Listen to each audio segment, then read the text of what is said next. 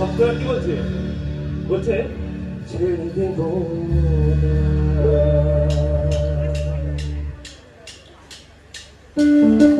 সবাই একটু তাড়াতাড়ি হাতে দেবে।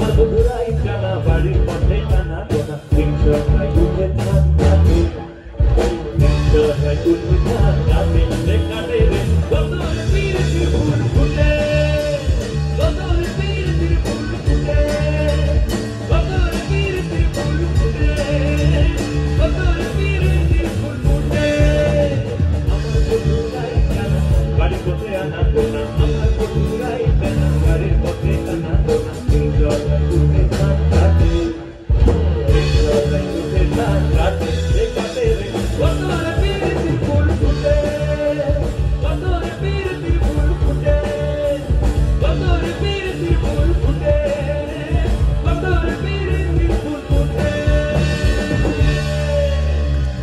থ্যাংক ইউ আচ্ছা, এবার একটু আলাদা রকম করি। আমাদের কলকাতার বিখ্যাত শিল্পী গৌতম চট্টোপাধ্যায়ের নাম হয়তো অনেকে শুনেছে, অনেকে হয়তো শোনেনি। তো গৌতম চট্টোপাধ্যায় এমন একজন ব্যক্তি ছিলেন, মানে যে বাংলা গান বাজনা মানে বাংলা রকটাকে প্রেজেন্ট কিভাবে করতে হয় তার হাত দিয়েই আমাদের কলকাতার বুকে প্রথম গৌতম চট্টোপাধ্যায়ের হাত দিয়ে আমরা রক গান বাজনা শিখেছি। তো তার বিখ্যাত একটি গান, যে গানটা প্রত্যেকটা স্টেজে না করলে হয়তো তাকে মানে বাংলা রকটাকেই হয়তো সেভাবে আমরা প্রেজেন্ট করতে পারবো না। তো যাই হোক, এই গানটা শুধুমাত্র সেই সমস্ত মানুষের জন্য যে এই গানটা ভালোবাসে। কি গান? এরা অবশ্যই